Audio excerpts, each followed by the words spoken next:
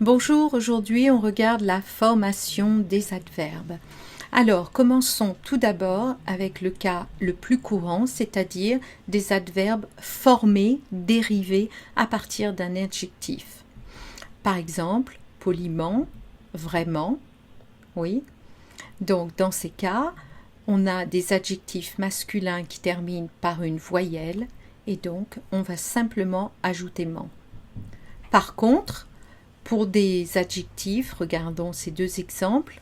Dans ces deux exemples, on a pris la forme féminine de l'adjectif parce que l'adjectif au masculin termine par une consonne.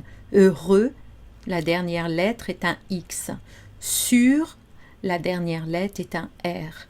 Donc, on prend la forme féminine de l'adjectif avant d'ajouter MENT.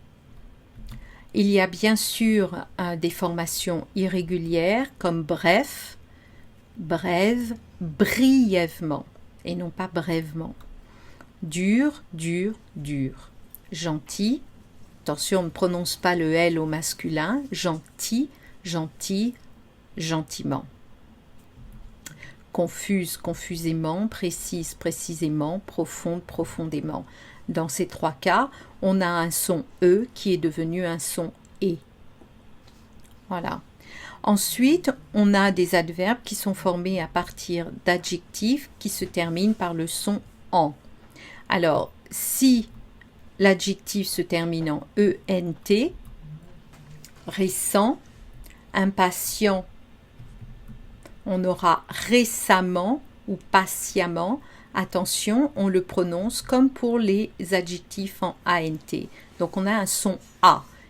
Même si on a un E, on va le prononcer comme un A. Récent, récemment. Regardons constant, constamment, méchant, méchamment. Voilà. Dans tous les cas, notre N est remplacé par un M. Ensuite, il y a des adverbes qui ne sont pas dérivés d'un adjectif. Donc, je vous en mets une petite liste. Voilà.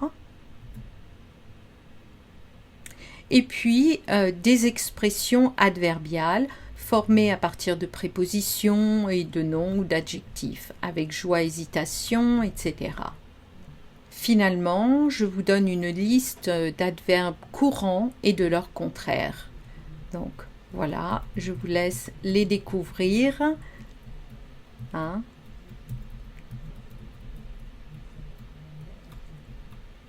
Voilà. Ce sont les adverbes qu'on utilise le plus souvent en français. Alors, attention, un que j'aime beaucoup, sauf, except, y compris, included. Voilà. C'est tout pour aujourd'hui. Bonne continuation. À bientôt.